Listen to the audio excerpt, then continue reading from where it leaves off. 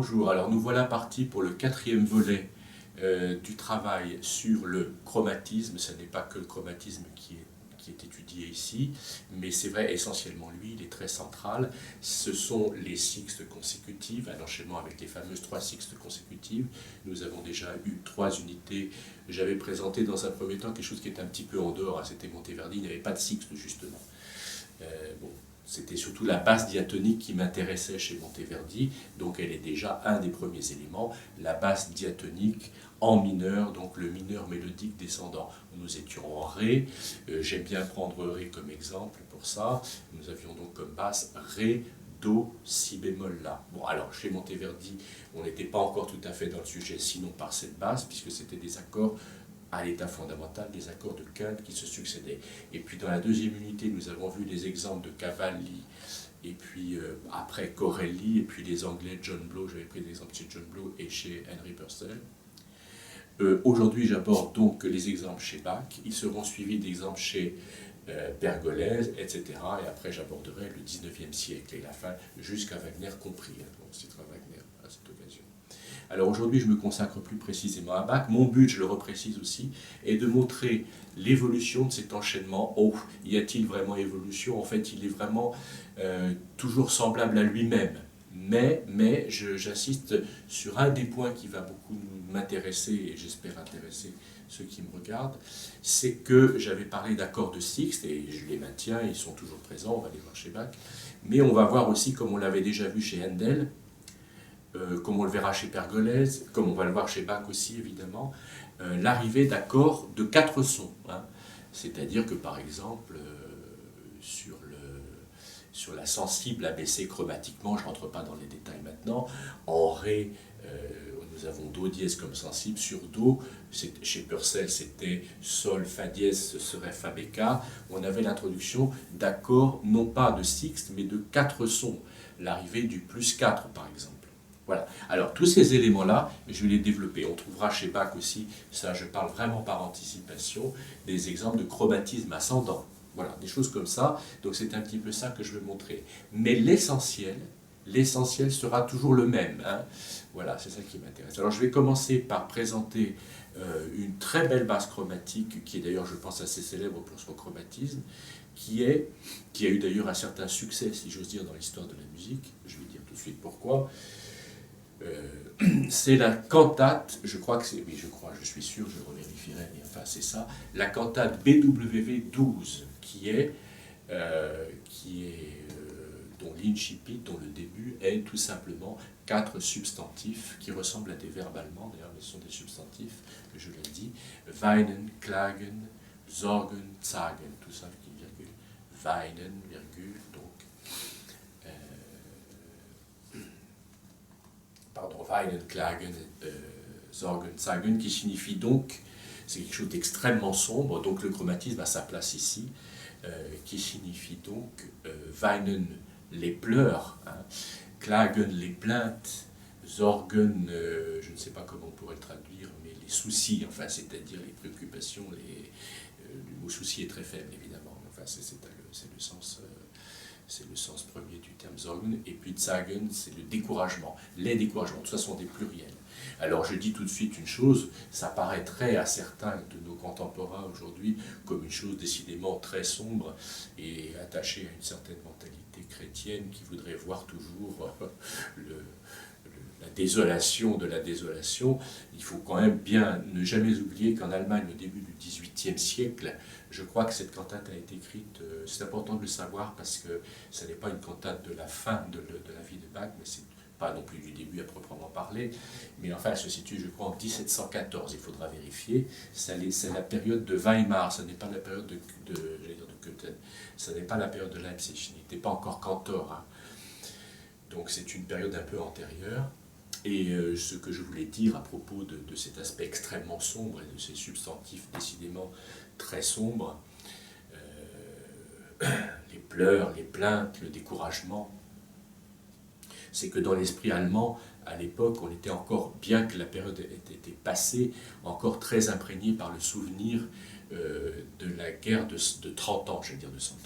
la guerre de 30 ans. La guerre de 30 ans, il faut le savoir, au XVIIe siècle, donc au siècle précédent, qui a été vécue par quelqu'un comme Schütz, par exemple, un des prédécesseurs de Jean-Sébastien Bach, est une période extrêmement sombre, où l'Allemagne a été ravagée par la famine, par la maladie, et par une guerre absolument dévastatrice. Elle a perdu une part très importante de sa population, et les populations allemandes ont été plongées à cette époque-là dans le désarroi le plus total. Donc ça, c'est encore un peu un écho de cette période extrêmement sombre. Et ici, le chromatisme, évidemment, est pleinement utilisé à juste titre. Alors, je vais simplement en parler, je vais écrire ce chromatisme. Je vais écrire ici la basse, je l'ai sous les yeux ici. Alors, oui, à propos de cette cantate, je signale quand même qu'elle est je ne vais pas compter les parties, mais enfin, je vais les compter maintenant. Il y a une petite sinfonia d'ouverture. Ah ben, je vais le dire ça quand même. Certaines cantates, pas toutes, mais certaines cantates sont précédées d'une je ne vais pas dire ouverture, parce que le mot ouverture fait trop référence à l'opéra, on en est bien loin, mais enfin une partie d'introduction purement instrumentale que Bach pouvait appeler aussi bien sinfonia que sonata, employant en ça des mots italiens, voilà, comme c'était très très très souvent le cas chez lui, puisqu'il y a beaucoup d'annotations en italien. En plus de ça, je pense que c'est une période où il avait réécrit et transcrit pour l'orgue des pièces de Vivaldi. C'est une période où il s'est beaucoup intéressé à l'œuvre de Vivaldi. Et d'ailleurs, le chromatisme est aussi, et je ne le cite pas dans tout ce que je vais citer, je n'ai pas cité Vivaldi, on pourrait le faire, mais tout ça prendrait vraiment trop de temps, mais je le dis au passage que chez Vivaldi aussi, on trouve ce chromatisme. Alors, chez Bach, ici dans la sonate Weinen, Klagen, Sorgen, Zagen, on a, je l'écris ici, je réécrirai après, le texte de manière plus fournie, puisqu'on va l'analyser, on est en Fa mineur. Oui, je disais, pardon, je reprends mon propos, je me suis un petit peu dispersé. J'étais en train de parler de la cantate, il y a donc une sinfonia d'ouverture, que nous n'allons pas du tout prendre en compte, qui est purement instrumentale, et puis après, nous avons le fameux chœur qui introduit, qui est à 4 voix, soprano, alto, ténor, basse. Je précise 4 voix parce que dans les autres pièces que nous verrons dans cette vidéo, il y aura des 5 voix. Donc là, je précise bien cette 4 voix. Il y a ce fameux chœur Klagen, Weinen, Klagen, Sorgen, Zagen. Et puis après, on a récitatif, je le dis, d'habitude je ne le dis pas, mais je veux le dire parce qu'il y a une pièce que j'aime énormément, donc je veux la signaler. Après, on a un récitatif et air d'alto, qui est vraiment très très beau. Et puis il y en a un autre aussi qui est très beau, il y a après un air de ténor absolument magnifique, mais l'air d'alto aussi est vraiment magnifique. Donc j'invite tout le monde à connaître ces œuvres, à les écouter, à s'en imprégner, à les analyser éventuellement, à les lire. L'air d'alto est vraiment magnifique et l'air de ténor qui suit après est vraiment très très beau, et il a une caractéristique bien particulière, enfin ceci dit l'air d'alto aussi. L'air d'alto, je l'ai ici, là je vais regarder, vérifier, il est pour alto, bien sûr, mais il est aussi, on est en présence permanente d'un hautbois. Ce que je veux vérifier, c'est que ce soit bien un hautbois et pas un hautbois d'amour ou un cor anglais. Je précise ici que le hautbois a 3 formes, il y a 3 instruments qui sont des hautbois. Un instrument qui est un peu laissé de côté aujourd'hui, c'est le hautbois d'amour. Aujourd'hui, on parle du hautbois tout court, le hautbois. Là, c'est bien un hautbois. Donc, on pourrait presque dire un duo, on appelle ça une aria. Mais c'est presque un duo. Quand on parle de duo, on parle de 2 voix chantées. Donc là, c'est pas du tout un duo, c'est un air soliste. Mais il y a quand même la voix instrumentale, peut-on parler de voix instrumentale, la partie instrumentale confiée au hautbois, qui est en constant échange avec la voix d'alto. Donc cet air est vraiment très beau, et je voulais simplement signaler le très très bel air qui suit, qui est un air de ténor, où cette fois-ci c'est la trompette qui est en dialogue permanent. Alors là, c'est pas vraiment un dialogue, on peut parler de dialogue dans l'air d'alto, où on a constamment le hautbois et l'alto qui se marient, qui se répondent, tandis que la trompette est un petit peu indépendante dans l'air de ténor. Hein. Et à certains moments, la trompette chante motif de chorale qui est indépendant de l'air de ténor. Le ténor chante et en même temps la trompette chante le choral Jesu meine Freude en même temps, dans une version qui n'est pas celle de Bach lui-même qu'il utilisera dans le motet Jesu meine Freude, mais dans une très ancienne version de Johann Frank. Peu importe, je ne vais pas rentrer là-dedans. Et la cantate se termine par un choral, par le choral habituel qui clôt la cantate. Voilà, ça c'était un petit peu la présentation. Maintenant, je vais écrire la basse qui nous intéressera, et après nous analyserons évidemment l'harmonie qui va se trouver au-dessus de cette basse. Mais simplement, je la montre, et je vais faire une petite observation tout de suite d'ailleurs. Alors, il écrit autre petite observation, je vérifie, voilà, j'ai la partition là. Il y a bien, on est en fa mineur, mais je l'ai effacé, je le réécris parce que c'est très important. J'invite tout le monde, attention, à ne pas faire d'erreurs. J'ai vu des erreurs qui sont des très grosses erreurs. Quand on voit 3 bémols, dans la théorie qu'on enseigne classique, tonale, on dit avec 3 bémols qu'on est bien dans la tonalité de mi bémol majeur ou sa relative mineure, do mineur. Or, je le redis, je l'ai déjà dit, à l'époque de Bach, et Bach ici le montre, il utilisait une tonalité mineure en écrivant un bémol de moins à la clé. Par exemple, on pouvait écrire Ré mineur sans rien à la clé, alors qu'en Ré mineur, il y a bien un bémol. Alors on écrivait Ré mineur sans bémol à la clé, et à chaque fois que le Si arrivait dans la partition, il avait son bémol accidentel. Là, c'est pareil. Il y a 3 bémols, il en manque un. En Fa mineur, il y a aussi le Ré bémol, bien sûr. Et il va apparaître dans la partition, à chaque fois que le Ré arrive, il est écrit bémol. Il y a un très beau Ré bémol qui commence à la première fois ici. Bon, je l'enlève, mais sachons qu'on est bien en Fa mineur avec seulement 3 bémols. Voilà la basse. Elle est à 3 temps. 3, je l'écris en gros comme ça, 3, 2, 3 blanches par mesure. Fa, Fa, Fa. Donc, je l'écris sans la regarder, nous la connaissons bien. Je vais aller de Fa, la tonique, à Do, la dominante. On est bien d'accord que ce sera une descente. Fa, Mi, Ré, Do. La descente diatonique, pardon, j'en perds mes mots. Le mineur mélodique descendant est bien Fa, Mi bémol, Ré bémol, Do, mais avec le chromatisme, il y a d'abord Mi bécard puis Mi bémol, et on est à 3 temps, donc il répète. Je vais le réécrire parce que j'aime bien aligner exactement les choses comme il faut. Voilà, je voulais simplement montrer. Donc voilà, on a déjà la sensible Mi bécard, abaissé chromatiquement, 3 temps, puis le 6e degré haut, puis bas, et enfin le Do. Tout ça seront grosso modo des sixtes, les fameux sixtes, on reconnaît bien. Je veux simplement faire remarquer qu'on est à 3 temps, on entend donc bien 1, 2, 3, enfin bon, c'est pas très joli de compter dans une cantate de Bach comme ça, quoique je conseille des fois de compter quand on travaille l'instrument. Hein. Mais enfin bon, on n'a pas besoin de compter comme ça, on entend bien ta, pa, pa. Ce que je veux montrer ici, c'est le... J'écris quand même la dernière mesure, c'est Do, et puis 2 Do graves. Do, Do. Un petit peu comme ici on avait une basse et 2 plus hautes, là on a une haute et 2 basses. C'est pas très important ça, mais ce que je veux montrer ici, c'est qu'il y a un petit rythme qui se dégage de ça, c'est-à-dire que évidemment le rythme qu'on entend, ce sont 3 notes égales, c'est pam, pam, pam, pam, pam, pam, pam, etc. Mais on entend un peu ici le rythme blanche-ronde. Blanche-ronde, dans la mesure où ces 2 notes-là sont identiques. C'est un peu comme si on avait ici ronde, en fait c'est ça, ronde, c'est-à-dire 3 fois la même note, et ici ronde, c'est comme si on avait donc ça. Je compte là pour le coup à 3 temps. 2, 3, j'entends bien. 1, 2, 3. 3. Voilà. Je voulais le faire remarquer, je pense que c'est intéressant pour les étudiants qui regardent cette vidéo. Déjà à ce niveau-là, il faut s'intéresser à ces choses. Généralement, elles passent toujours un peu à la trappe, j'aime bien les préciser.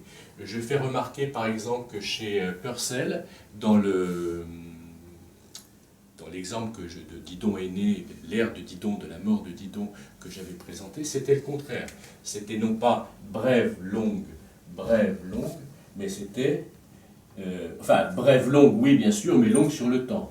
C'est longue, parce que le rythme ici, il est là. Donc c'est brève, longue, tam, pam. Alors que ici c'était tam, pam, pam.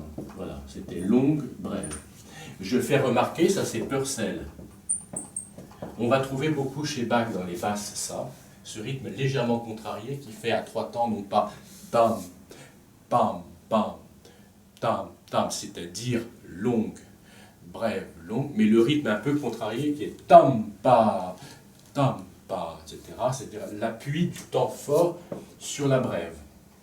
Et puis, souvenons-nous, dans Blow, dans John Blow, on avait quelque chose d'un peu particulier. On avait la ronde de départ sur la tonique, et puis on avait ici brève, longue, brève, longue. C'est-à-dire qu'on avait un petit peu les deux. Bon, je me répète un petit peu une fois que ce soit très clair. Chez Bach, ici, on a la forme brève, longue. Chez Purcell, on avait longue, brève. Et chez Blow, John Blow, on avait tam, tim, pam, pa. C'est-à-dire la combinaison des deux. Alors, j'en profite pour dire, je vais effacer le tableau et le repréciser, ou le préciser, parce que je ne pense pas l'avoir déjà dit. Je l'ai déjà dit pour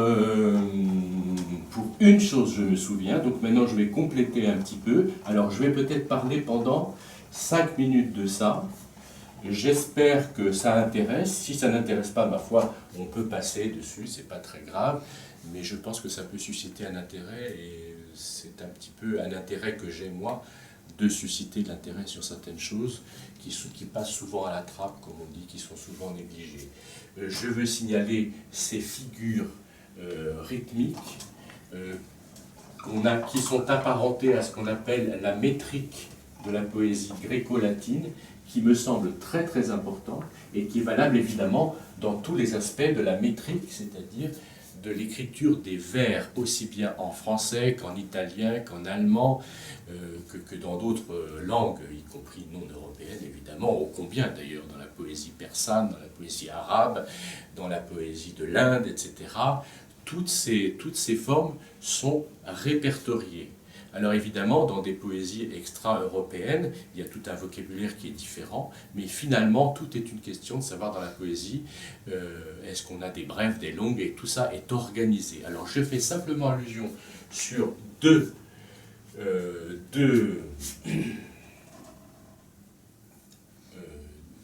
catégories, je cherchais le mot. La formule, ce que j'appellerais formule, on appelle ça le pied, tout simplement le pied, c'est-à-dire le pied. Et il y a les pieds, je ne vais pas me lancer dans un grand exposé, mais enfin il y a les pieds 10 syllabiques, allez disons-le les choses, 10 syllabiques, c'est-à-dire à 2 syllabes, c'est-à-dire pour nous en musique à 2 notes, parlons de notes de musique, et ceux qui sont à 2, c'est ça, c'est bref, long, et long, bref. Je préfère partir de ça comme modèle et ça comme en deuxième. Donc j'aurais dit encore une fois, ça c'est long, bref, donc fait pam, pam, pam, pam, pam, etc. Et bref, long, c'est pam, pam, pam, pam, pam, pam. Voilà, et ces deux pieds portent un nom. Celui-ci s'appelle yamb, et celui-ci s'appelle trochet. Je crois qu'il est bon de le savoir. De toute façon, pour les étudiants qui font des études un peu poussées, je sais que j'ai eu des messages de gens qui travaillent comment ça s'appelle, le nom m'échappe, enfin bref, en agrégation, voilà, l'agrégation. Je pense que c'est des choses qu'il faut connaître, hein, de toute façon. Donc, yamb, trochet. Donc je vais effacer ça parce que je parlerai de ça après. Et puis, il faut connaître, j'y avais déjà fait allusion, j'en profite aujourd'hui pour le dire, pour les pieds trisyllabiques, c'est-à-dire à 3 syllabes, trisyllabiques, à 3, qui sont longues de brève, donc longues de brève, qu'on pourrait écrire noir de croche, qui est tam, pam, pam, tam, pam, pam, pam. Évidemment, je l'avais déjà dit, ça me revient, c'est le fameux dactyle, qui est une allusion aux 3 phalanges du doigt. Hein. Une longue, 2 brèves. Et puis son contraire, c'est-à-dire les 2 brèves, et la longue, tam, pa, ta, c'est l'anapeste. Voilà. Ben, je pense que c'est bien de le savoir. Le dactyle est souvent employé, même dans les ouvrages de musicologie ou d'études ou d'analyse musicale. On va parler volontiers du dactyle. Et j'en rajoute un autre, ça sera le dernier, ça en fait 5, c'est déjà pas mal. C'est un qui est assez particulier, c'est les 2 longues. Qu'on notera volontiers avec les 2 traits comme ça, les 2 longues, c'est-à-dire ta, ta, etc. Ça, c'est spondé. Je fais remarquer d'ailleurs que ça m'a toujours un petit peu amusé et même souvent un peu agacé, mais c'est comme ça, c'est pas très grave, que dans les analyses musicales, on en parle rarement, et puis c'est toujours la même œuvre, tout le monde en parle toujours. C'est à croire que les uns se copient sur les autres. C'est-à-dire qu'on va évoquer l'anapeste, le dactyle, pour toujours la même œuvre, on peut le remarquer, il suffit de regarder même, dans différents livres. Dès qu'on parle du mouvement lent de la 7e symphonie de Beethoven, qui est ce fameux mouvement qui commence en La mineur, etc., tam, pam, pam, pam, on dit toujours c'est un dactyle et un spondé. Oui, certes, mais je ne vois pas pourquoi c'est toujours uniquement sur cette œuvre qu'on en parle. Ça fait partie des clichés musicologiques. Voilà, on a effectivement tam, pam, pam, pam. C'est cette formule-là, le mouvement lent de la 7e symphonie en La mineur de Beethoven. Tam, pam, pam, pam, pam. Et je le dis aussi, ça c'est peut-être un peu en dehors, mais bon, c'est pas bien grave, c'est qu'on a l'habitude, là j'ai écrit musicalement la brève, une croche, la longue, la noire. Dans la poésie et dans la métrique, quand on étudie indépendamment de la musique, on a la coutume de représenter la brève par ce signe-là, un genre de petite lune, comme ça, et la longue comme ça. La longue, on comprend bien, c'est un trait appuyé qui montre la longueur. L'autre, c'est quelque chose qui est léger, donc qui est un trait qui est recourbé, parce qu'il n'a pas de... Voilà. Et donc, on écrit le iambe, on l'écrit généralement comme ça, le trochet comme ça, le dactyle, on écrit donc, je vais effacer un peu, on a donc le trait et les 2 brèves, la longue et les 2 brèves, et là les 2 brèves et la longue, et là on écrit bien les 2 longues. Voilà. On est d'accord. Hein. Donc que chacun s'en souvienne, je pense que c'est intéressant. Donc, trochet, iambe, dactyle, anapeste et spondé. Et bien ici, dans la basse, comme ces basses chromatiques, justement, certaines ont des différences de métrique. Il n'y a pas d'autre mot, j'étais en train de chercher un autre mot, il n'y a pas d'autre mot de différence de métrique, c'est-à-dire que ça donne quand même une certaine impression. Il faut savoir que dans la poésie de l'Antiquité gréco-latine, mais c'est resté imprégné profondément, selon le style du texte, c'était les dactyles qui prévalaient plutôt que les spondés, ou etc., etc. Chacun avait son caractère. Et il est bien connu que dans l'Antiquité, dans la poésie de Virgile, par exemple, toute cette poésie, il faut connaître ça, enfin en tout cas en avoir une petite idée. Le vers était, le vers le plus courant était par exemple le pentamètre ou l'hexamètre. Pentamètre, ça voulait dire 5 pieds. Donc 5 fois cette formule, ou celle-ci, enfin elles étaient mélangées, elles n'étaient pas toujours la même. Donc il y avait le pentamètre et l'hexamètre. Par exemple, un des pieds, des vers les plus connus, c'est le pentamètre. Tout ça, ce sont des termes un petit peu, si j'ose dire, ce qu'on appelait à une époque à la capitaine Haddock. Quand le capitaine Haddock insulte, je me demande si dans le vocabulaire du capitaine Haddock, il n'y a pas un de ces termes, enfin bon, peu importe. Il y avait donc le pentamètre dactylique, parce que c'était 5 pieds où c'était le dactyle qui prévalait, qui était le plus courant. Donc on avait quelque chose qui fait que la poésie était très rythmée, tam, pam, pam, tam, tam, pam, pam, tam, pam, pam, pam, avec le spondé à la fin par exemple. Je disais donc que le choix d'un compositeur, c'est-à-dire que le iambe, je ne sais pas si on dit le iambe ou l'iambe, c'est le iambe, parce que c'est trop difficile à dire. a un caractère bien particulier. Le compositeur, même inconsciemment, choisit tel ou tel type de pied, peut-on dire. Hein. Voilà. Voilà, je tenais quand même à signaler ça. Oui, je parlais donc de pentamètre dactylique, par exemple, où les dactyles sont toujours là et donnent donc une impression. Oui, c'est ça que je voulais dire, je termine là-dessus, c'est que ça me fait donc penser, et je le dis, c'est important de le savoir, c'est que donc dans l'Antiquité, dans une tradition très ancienne, la musique, ce qu'on appelait la musique, c'était l'art des muses. Dire musique, c'est dire l'art des muses, en fait. Donc ça n'est pas spécialement ce qu'on appelle, nous, la musique aujourd'hui. Et quand on faisait un traité de musique, ça pouvait être très très bien. Certains ont été déçus par ça en voyant des traités très anciens, des traités écrits en latin, des musica, on ouvre en disant ça parle de musique. En fait, ça parle de ça. Parce que la musique, la poésie, c'était la musique en fait. Il n'y avait pas de... quand on disait musique à un latin, il pensait poésie. Et en fait, la poésie est déjà de la musique, parce que l'aspect rythmique est très important. Voilà, je tenais à préciser ça. Voilà, alors j'ai écrit le début du chœur Weihenklagen Sorgensagen. Il y a 4 voix. Je les montre qu'elles soient bien lisibles sur la partition. J'ai écrit ici, je le précise parce que c'est quand même très important qu'il n'y ait pas de confusion.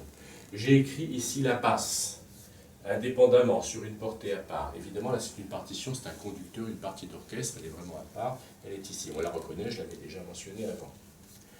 Or, et ici, j'ai bien les 4 voix, qu'on les voit bien. Soprano ici, j'écris soprano. Ici, c'est l'alto. Ici, c'est bien le ténor. Et la basse passe au-dessus, là. Elle démarre au-dessus du ténor. Ça, c'est la basse. Et c'est la basse qui finit. Donc, on a un genre d'étagement de chaque voix. Alors, maintenant, une chose que je n'avais pas dite, que je dis, j'en profite pour ne pas oublier, d'ailleurs, parce que je risquerais d'oublier, c'est que cette basse, comme on le voit ici d'ailleurs, je pars de Fa et j'arrive à Fa. Et ce Fa-là, on peut dire, je vais écrire numéro 2, ça fait un peu bête de dire numéro 2, c'est la deuxième basse qui démarre et qui est exactement la même. Voilà. Ces basses se succèdent, donc c'est le principe de la chaconne ou de la passacaille. On peut très bien appeler ça chaconne ou passacaille, d'ailleurs ça a dû être écrit quelque part, enfin dans l'esprit de Bach c'était le cas. La chaconne, la passacaille, c'est caractéristique, comme le grand anglais, dont je parlais à propos de Blow et de Purcell, de répéter constamment la même basse, exactement la même, X fois, un certain nombre de fois, avec à chaque fois une écriture qui n'est pas fondamentalement différente, d'ailleurs qui est à peu près toujours la même, mais évidemment il y a 1000 manières d'écrire les choses, c'est d'ailleurs l'objet de ce que nous étudions. Voilà, autre petite réflexion qui est très importante, alors encore une parenthèse que je fais, l'aspect numérique chez Bach est très très important. Je sais que, enfin personnellement je suis persuadé qu'ils ne font pas tomber dans l'excès, dans cet excès qui tomberait dans un genre d'ésotérisme fumeux et pas très intéressant et pas très significatif. Mais ceci dit, il y a un sens aux choses et chez Bach le nombre est très important. De toute façon le nombre, on le trouve déjà dans le chiffrage, comme je disais une fois lors d'une vidéo précédente, quand on étudie la musique, on est constamment dans les chiffres, dans le nombre, on est immergé dedans, le nombre représentant l'intervalle, essentiellement l'intervalle. J'insiste beaucoup là-dessus, j'aurai l'occasion d'y revenir à propos du chiffrage. C'est que le chiffrage est notamment une question intervallique. Trop souvent, certains en font des interprétations qui, des fois, aboutissent à des analyses erronées.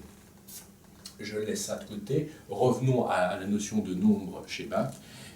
Ici, il suffit de compter le nombre de basses, une première, puis une deuxième, et le chœur continue une troisième, quatrième. Il y en a 12. Alors je dis à l'avance, ça sera fait.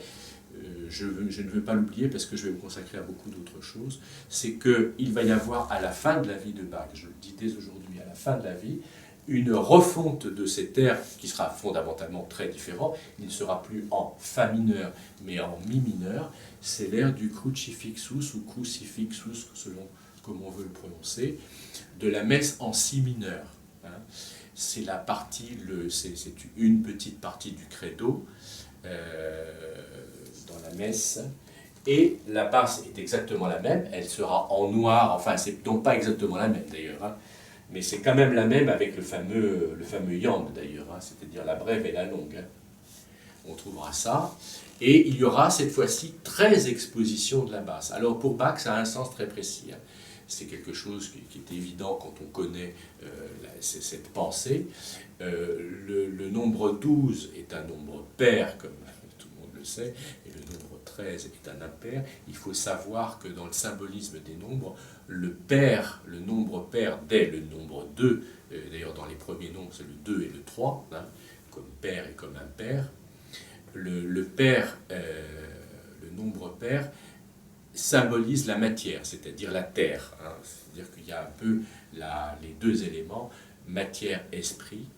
Le nombre pair, c'est la matière, c'est la terre. Et le nombre impair, c'est l'esprit et le nombre divin. Voilà. Ça, c'est quelque chose de très très important. C'est constant en permanence, il faut le savoir. Et le nombre 13 en particulier, alors 12, comme j'ai eu l'occasion de le dire, et même quasiment d'en plaisanter, c'est un nombre qui est très entouré d'autres nombres, puisqu'il est divisible par 12, hein, je redis bien 12, est divisible à la fois par 2, par 3, par 4, par 6 et par 12 lui-même, alors que le nombre 13 est un nombre premier, donc unique en son genre, enfin pas susceptible d'être divisé sinon par lui-même, et 1. Et c'est très important parce que 13, c'est une figure du Christ, c'est-à-dire qu'il y a 12 apôtres, donc le nombre 12 ici est une référence aux 12 apôtres qui sont les personnages qui entourent le Christ, et qu'on voit notamment, ils sont représentés dans l'imagerie, dans l'imaginaire, et y compris dans la peinture, évidemment, il faut le voir, lors de la scène, le fameux repas pris avant la crucifixion. On les voit tous les 12, et le Christ est le 13e. Le 13e est celui qui dérange l'ordre, en fait, qui remet en cause, qui déséquilibre un ordre huilé qui est 12, et tout d'un coup, le 13e, c'est celui qui crée le problème, si j'ose dire, qui remet en cause un certain type d'équilibre. Donc là, il y a 12, et d'ailleurs dans l'Église, dans beaucoup d'Églises, on voit par exemple, je cite cet exemple, mais les exemples sont extrêmement nombreux de cette symbolique. On voit par exemple dans des églises romanes une nef, toute l'allée centrale de l'église, avec 6 piliers de chaque côté. 6 et 6 font 12, et l'autel c'est le 13e, c'est-à-dire qu'il y a les 12 piliers symbolisent les 12 apôtres, et l'autel c'est le Christ. Voilà. Il faut savoir ces choses-là, parce que chez Bach ça avait un sens extrêmement fort. Hein. C'est-à-dire qu'on ne pouvait pas écrire 12 basses sans que c'est un sens, c'est absolument impossible. Et tout est comme ça, parce que ça c'est un des éléments les plus visibles, mais il y en a beaucoup d'autres évidemment, y compris le chiffrage lui-même, hein, quand une sixte n'a pas le même sens qu'une quinte évidemment. Je tiens beaucoup à cet aspect des choses, donc je reparlerai du crucifixus tout à l'heure quand nous étudierons ça, mais je tenais à le signaler. Alors maintenant, rentrons dans le vif du sujet, encore des aspects peut-être qui ne sont pas complètement, enfin directement musicaux, c'est le Weinen, Klagen, Sorgen, Sagen, c'est-à-dire chaque mot, il y a bien les 4 voix, j'ai bien écrit soprano, donc on le lit hein, pour être bien sûr, le soprano c'est bien ré bémol, je renote encore une fois l'utilisation du bémol accidentel qui est en fait, qui doit être à la clé ici, comme étant fa mineur, donc ré, do, l'alto chante sol, fa, le ténor lui, contrairement aux 2 premiers d'ailleurs, ça c'est un retard qui se résout sur le do, le ré est étranger pour se résoudre sur le do, le sol est étranger pour se résoudre sur le fa, tandis que le ténor, lui, si bémol, et descend en arpège. Donc les 3 notes sont des 3 notes réelles, qui évidemment font l'accord de 7e de dominante, je l'écris en petit parce qu'il n'y a pas d'accord réellement, enfin si, il y en a,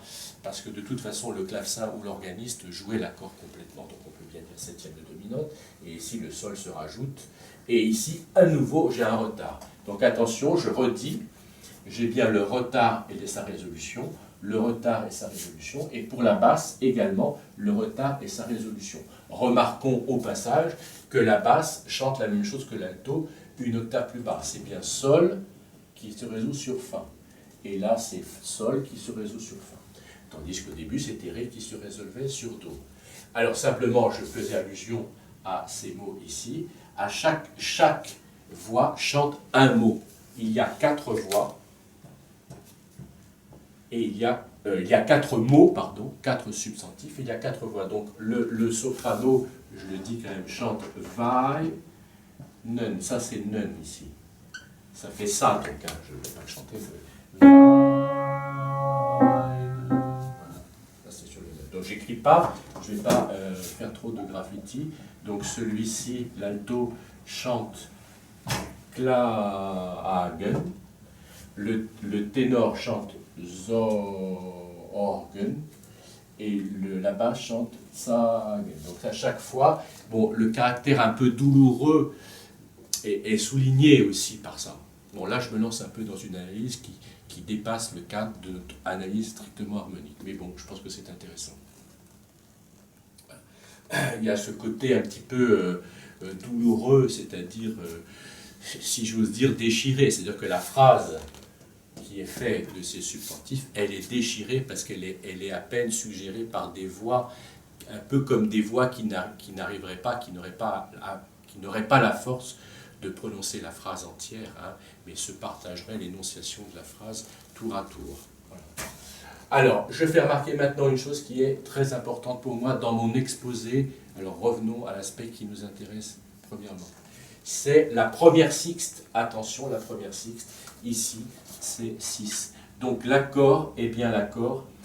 Là, on entendrait ici, enfin d'ailleurs je regarde sur la partition, il n'y a pas de chiffrage écrit ici, mais enfin c'est évident. Je dis aussi une chose que je n'ai pas dit, décidément, il y en a des choses à dire, c'est que, d'une part, bon, le continuo, ce qu'on appelle le continuo ici, c'est la main gauche, cette voix-là, c'est la main gauche dans le grave de l'organiste.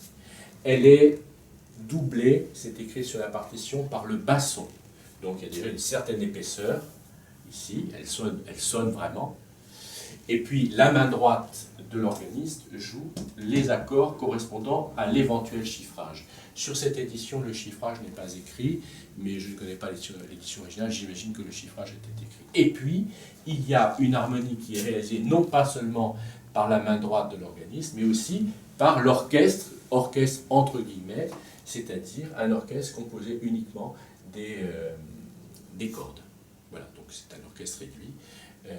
Les cordes qui sont, et même d'ailleurs un peu réduites, hein, qui sont 2 violons et 2 altos, enfin 2 parties de violon, donc plusieurs violonistes évidemment, violon 1, violon 2, comme dans toute symphonie après classique chez Mozart, on a violon 1, violon 2, comme dans le quatuor, mais là on a alto 1, alto 2, et il n'y a pas de violoncelle. Donc par contre la partie de basse qui est dévolue habituellement au violoncelle est jouée ici par le basson. Voilà.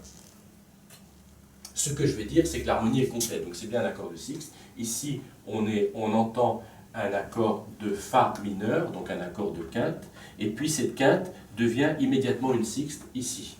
Donc c'est l'accord, je le joue, l'accord de Fa mineur, le voilà. Et puis en deuxième temps, tout de suite, à la place du Do, la quinte, voilà, le Ré bémol.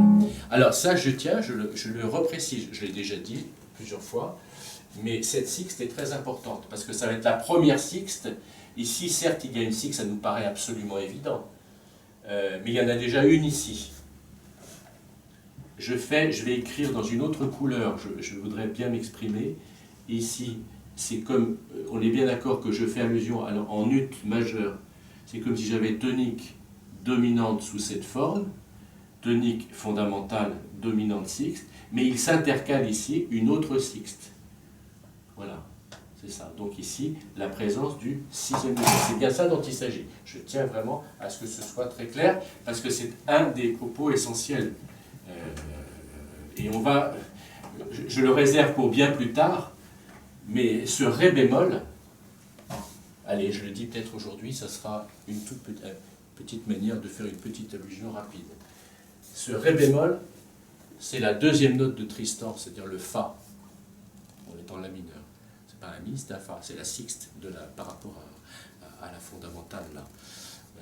Chez Tristan, c'est très elliptique, évidemment, puisqu'il n'y a pas l'accord. Voilà. Mais c'est un reste, hein, c'est un reste de ça. C'est pour ça que je parle tant de ce Ré bémol. Il est très important. Chez Tristan, c'est une note longue, c'est une valeur longue, c'est la valeur expressive. Ici aussi, ce ré bémol est expressif, qui commence avec le verbe, pas le verbe, justement, c'est pas un verbe, mais le substantif, les pleurs. Donc les pleurs, voilà. Je fais une autre petite... je voudrais faire une autre petite réflexion qui me semble aussi importante. C'est que dans les harmoniques naturelles, nous le savons, mais on a beau le savoir, on a tendance à l'oublier. Les harmoniques naturelles sont le son fondamental, puis son octave et sa quinte. Bon, le son distinct qui viendra après, la tierce majeure, peu importe. Mais donc la quinte est un des éléments les plus premiers, si j'ose dire, associés au son fondamental, puisque le son fondamental contient d'abord son octave, ce qui pour nous ne nous apprend rien.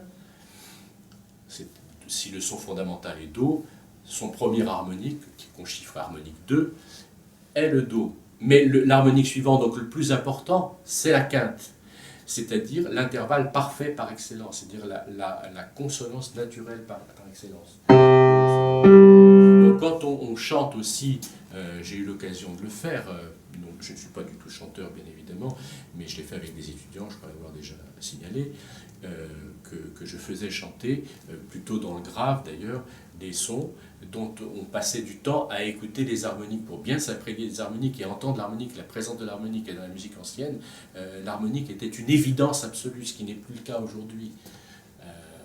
Beaucoup d'étudiants tombent des nues quand je leur parle des harmoniques, alors que c'était la première connaissance, il fut un temps dans l'éducation musicale, c'est d'écouter les harmoniques et on les entendait, les harmoniques.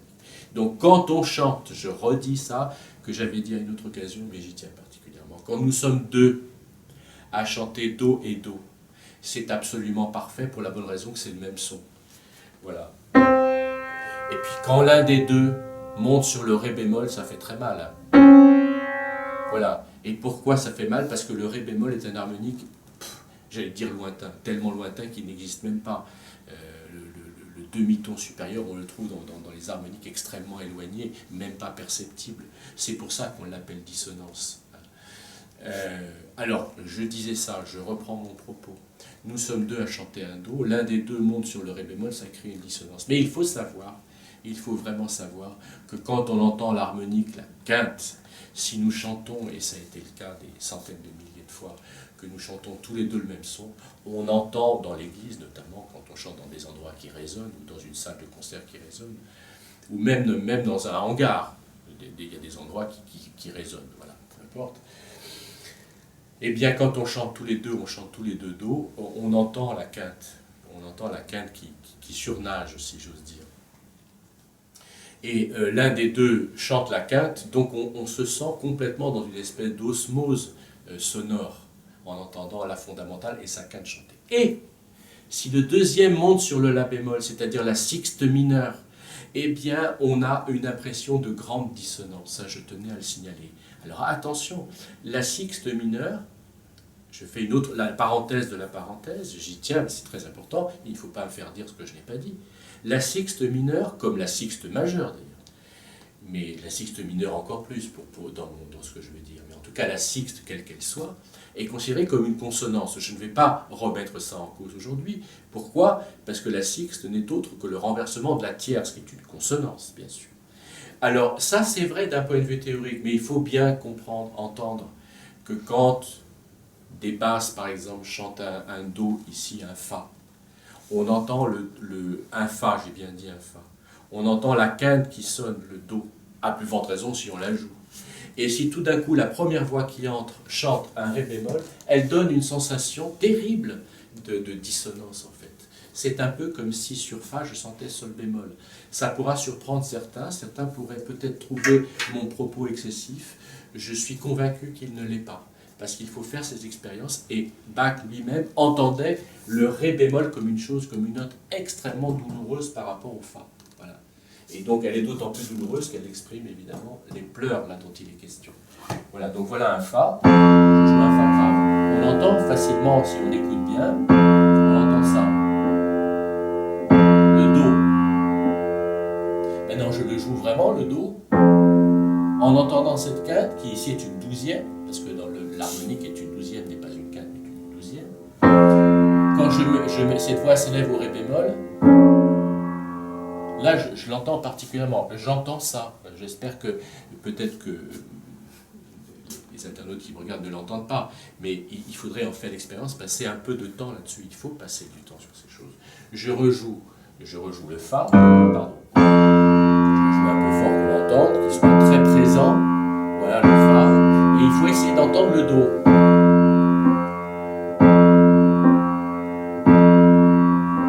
Alors maintenant je le joue vraiment. Et maintenant si je joue Ré bémol, ben, quand on entend Ré bémol, on entend Do Ré bémol. On entend ça, parce que la quinte est extrêmement présente. On entend ce frottement. Voilà. Je tenais à le dire. Donc les intervalles ne sont pas comme ça des choses indifférentes. On écrit une sixte ou une quinte ou une tierce ou une quarte. Non, les intervalles ont un sens extrêmement fort. Et c'est le cas ici. Je suis peut-être un petit peu long. Mais j'y tiens particulièrement parce que après, quand je vais venir justement sur Wagner et que j'évoquerai ce Fa, quand on est en La mineur, parce que certains disent que c'est atonal, donc on est en La mineur, évidemment. On est en La mineur. Eh bien ce Fa, il est expressif. Il y a un Sol, La, Fa, et ce Fa est très expressif. Il a la même fonction que ce Ré bémol dans la cantate Weinen, Klagen, Sorgen, Sagen, et justement, chez Wagner, dans Tristan, il exprime la douleur, justement. Il exprime cette douleur. Donc ça vient bien de là, c'est bien la même chose. Alors parler de musique atonale, c'est vraiment... Bon, bref. Voilà, j'y tenais. Alors donc ici, l'accord de sixte est bien Mi, Sol, Do, donc le Sol arrive.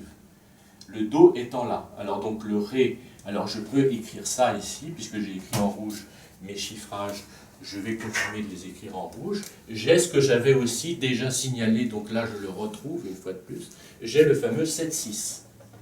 Et rappelons-nous que le premier 7 en mineur, et de toute façon les exemples sont en mineur, ils seront toujours en mineur pendant un bon moment.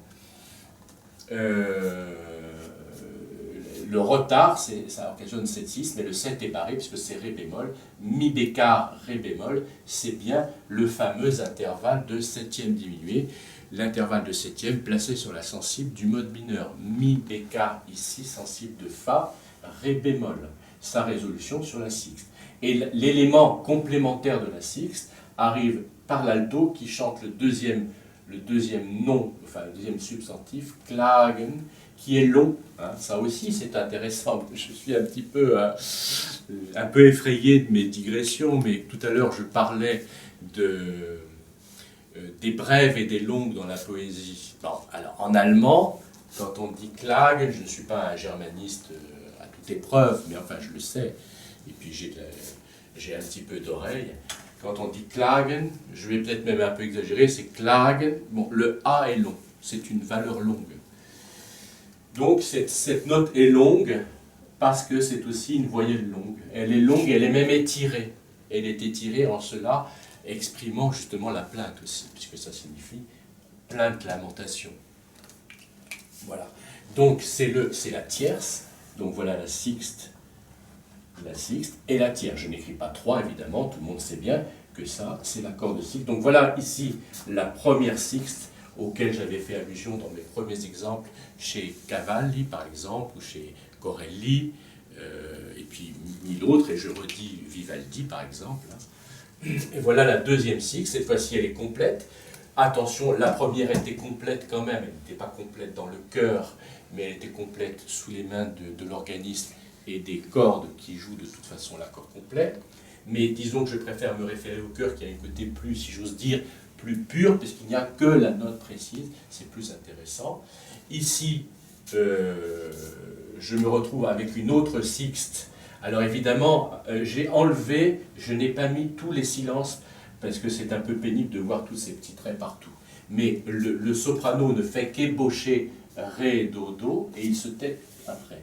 Donc là, l'accord est si, Ré, Fa, Si bémol. Alors voilà le Fa qui est différé. Donc c'est un accord de sixte, mais avec la tierce différée. 4-3. Alors attention, ce 4-3 n'est pas le même 4-3 que le 4-3 dans le contexte d'un accord de quinte. C'est un 4-3 à l'intérieur de la sixte. Bon, c'est quand même un 4-3.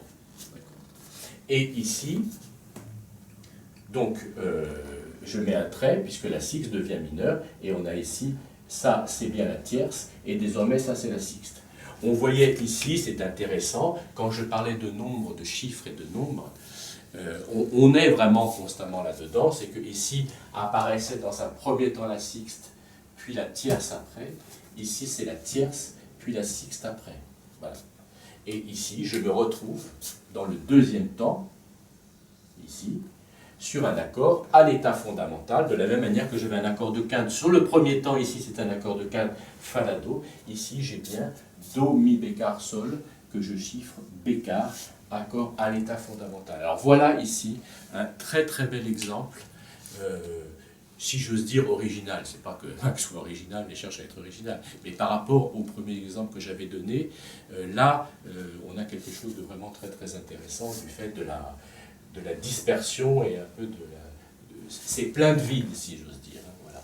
C'est très très intéressant. Alors, comme je l'ai signalé précédemment, il y a 12 énonciations de cette basse. Donc, alors là, ça m'effraie un peu quand même.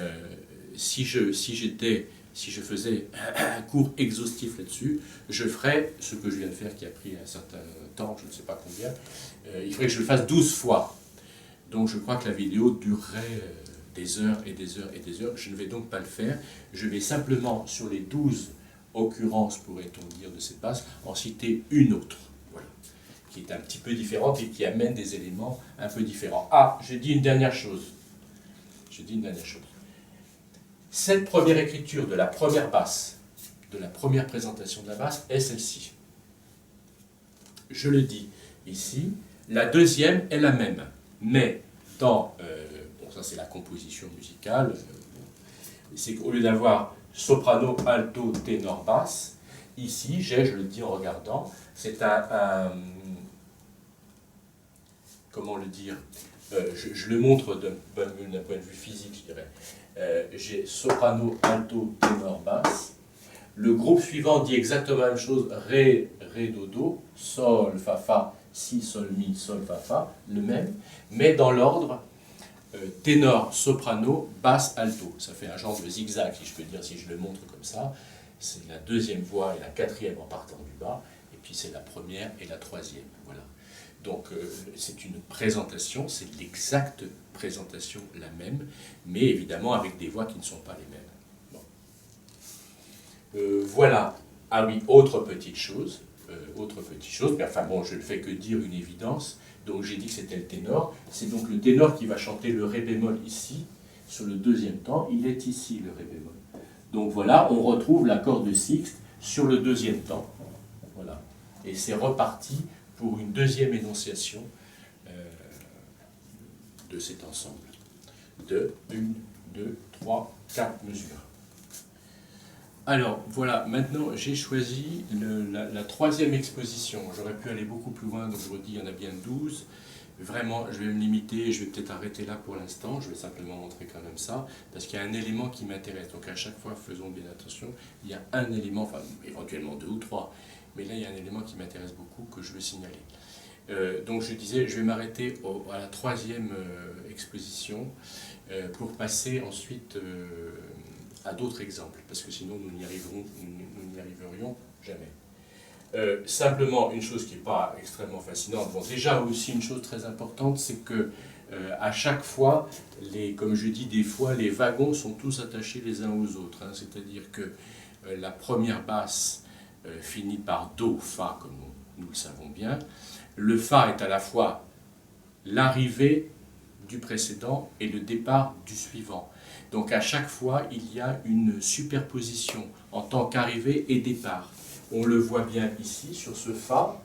Ça, c'est le départ de la nouvelle forme. Autrement dit, si je voulais isoler complètement l'écriture de ce qu'on pourrait appeler le numéro 3, je mets un numéro qu'on ne confond pas avec un chiffrage, le numéro 3, je ne devrais pas citer ça. Voilà. Parce que ça, c'est la fin de 2, qu'on se comprenne bien.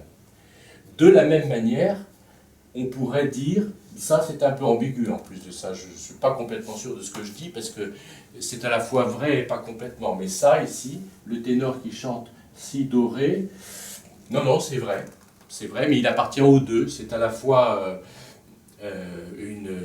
un petit élément mélodique qui imite le la si do ici.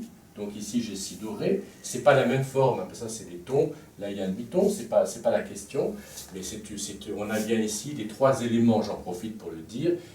Dans ce numéro 3, ce qui prévaut, c'est l'écriture des trois blanches comme ça. Ce deuxième, troisième temps, premier temps.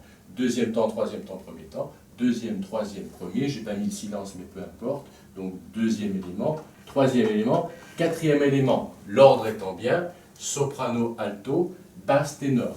À chaque fois, il y a un petit ordre un peu cohérent. Au début, nous avions l'ordre descendant, soprano, alto, ténor, basse. Dans le deuxième, j'avais, je le revérifie, on est bien d'accord, hein, j'avais ténor, soprano, basse, alto.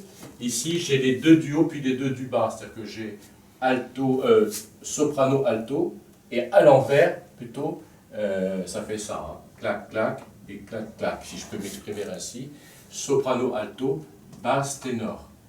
Et donc, ce qui confirme que cet élément appartient bien à la troisième présentation, c'est que chacun de ces éléments commence par trois notes ascendantes. Voilà, c'est ce que je voulais dire. Mais en même temps, le fait d'arriver sur le ré bémol, ce ré bémol-là, est bien le ré bémol, la fameuse sixte, qui ici est attaquée sur le premier temps. On remarque, j'en profite, je ne finis pas mes phrases, mais je la finirai après, que cette sixte, j'y tiens beaucoup, je l'ai beaucoup développée. Dans la première occurrence, la première présentation, le ré bémol, la sixte, arrivait sur le deuxième temps. Ce qui est, si j'ose dire, conforme au modèle que je propose, le modèle qu'il y avait chez Cavalli, des gens comme ça, et qu'il y aura chez Purcell, qui a chez Purcell, mais qui aura chez Vivaldi, qui aura chez Pergolèse, dont je parlerai plus tard. Voilà. Ce que je veux dire, c'est que ce ré bémol, ce sixième degré sur tonique, arrivait selon le modèle, je veux dire, dans la première fois. Dans la deuxième fois, il n'y est pas du tout. C'est intéressant, parce que là, c'est-à-dire, il n'y a pas de ré, enfin, il n'y a pas de ré bémol. Ça, c'est une note qui passe, c'est une quarte, ça fait quarte, bon, peu importe. Et ici, on arrive bien sur la sixte. Il n'y a pas de sixte ici. Je l'enlève comme ça, il n'y a pas de sixte. Et là, quatrième apparition, la sixte est sur le premier temps. Voilà. Donc c'est quand même assez différent à chaque fois. Tout ça est assez fluide. Et voilà. Donc maintenant j'en viens là, et j'en viens là, je ne vais pas parler trop longtemps, je vais simplement signaler une chose qui m'intéresse beaucoup. Je demande un petit effort à chacun de mémoire pour dire que j'avais présenté cet enchaînement, toujours le même, en la mineur chez Handel. Voilà, chez Handel. Et chez Handel, on trouvait, alors je le redis oralement comme ça, on avait La à la basse, on est en La mineur. Donc on devrait avoir la descente La, Sol dièse, Sol bécard, Fa dièse, Fa bécard, Mi. Chez Handel, il y avait une petite originalité, il n'y avait pas de Sol dièse. Et en plus, il y avait un silence, qui d'ailleurs, ce silence remplace peut-être le Sol dièse d'ailleurs. On avait La, on termine une phrase avec La à la basse. Petit silence, pas très long, puis Sol bécard, donc pas de Sol dièse, et ensuite Fa dièse, Fa bécard, Mi. D'accord.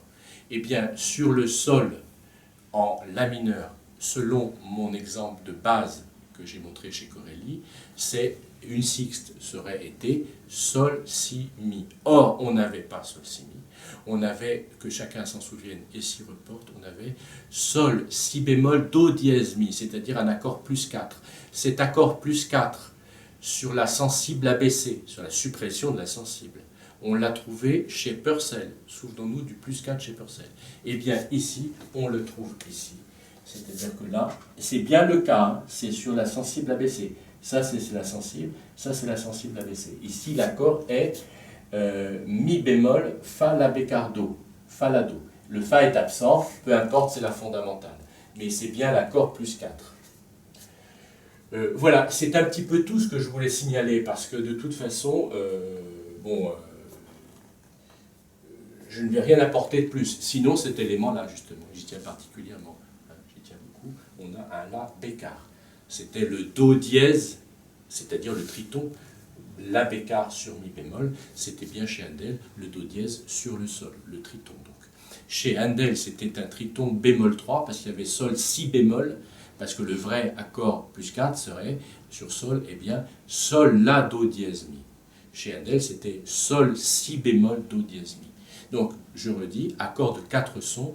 Chez Handel, accord de septième diminué sous sa forme plus 4 bémol 3. Voilà.